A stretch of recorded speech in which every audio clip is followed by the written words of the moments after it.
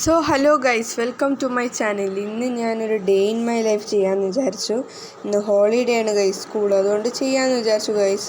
അപ്പോൾ ഞാൻ രാവിലത്തെ വീഡിയോ ഒന്നും എടുത്തില്ല. കാര്യം എന്ന് വെച്ചാൽ ഞാനൊരു Sunday morning in my life ചെയ്തിട്ടുണ്ടായിരുന്നു. അതേ റുട്ടീൻ തന്നെയാണ് ഞാൻ എന്നും ചെയ്യുന്നത്.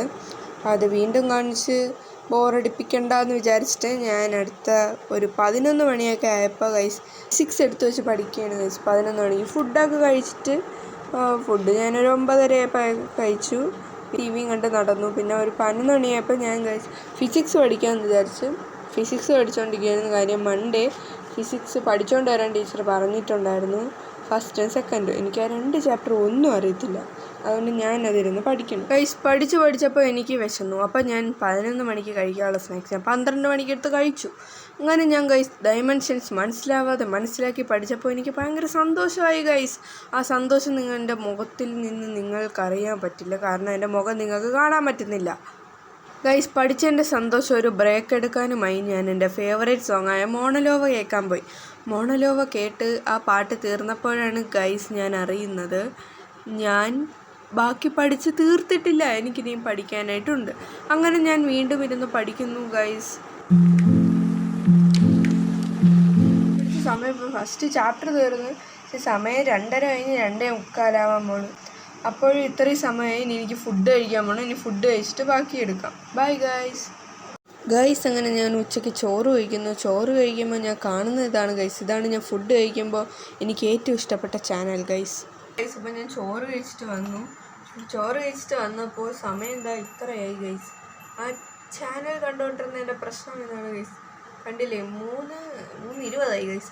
3:20 ഞാൻ ഫുഡ് കഴിച്ചിട്ട് വന്നു. ഇനി എനിക്ക് ഫിസിക്സ് പഠിക്കാനായി ഒട്ടും താല്പര്യമില്ല. ഒരു ചാപ്റ്റർ തീർത്ത് ഇനി 2 പോയിൻ്റ് എന്തോ പഠിക്കാനുണ്ട്, 2-3 പോയിൻ്റ് പഠിക്കാനുണ്ട്.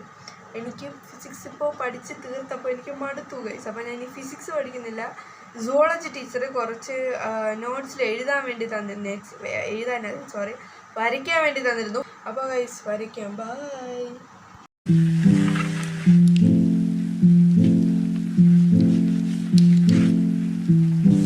ഗൈസ്. ഞാൻ വരച്ചൊന്നും തീർന്നില്ല. പക്ഷെ ഞാൻ ഈ ഒരുങ്ങി കിട്ടിയൊക്കെ പോകുന്നത് എൻ്റെ അനിയത്തിയെ വിളിക്കാൻ വേണ്ടിയിട്ടാണ്. അവളെ ബസ്സിൽ പോരും സ്കൂളുണ്ടായിരുന്നു. അങ്ങനെ ഞാൻ കുറേ നേരം അവിടെ ചെന്ന് നിന്നു ഗൈസ്.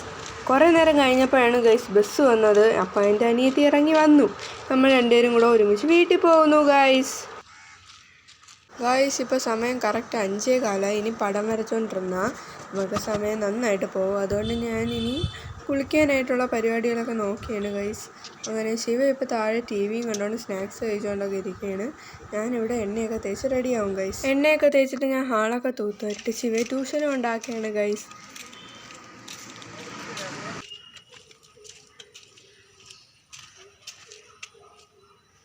ബൈ. ശിവയെ കൊണ്ടാക്കിയതിന് ശേഷം ഞാൻ തുണി കഴുകിയിട്ട് കുളിച്ചു. അരറുട്ട് ബിസ്ക്കറ്റിൽ നിന്ന് back to my work guys. ആ ഡ്രോയിങ് ഇന്ന് കംപ്ലീറ്റ് ആക്കിയ സുവോളജിയിൽ കുറച്ചെങ്കിലും ഒന്ന് പഠിക്കാതെ എനിക്ക് ഉറക്കമൊക്കെ വരും. പക്ഷെ ശരിയാവില്ല ഗൈസ്. അത് പഠിക്കാതെ എനിക്ക് ശരിയാവില്ല.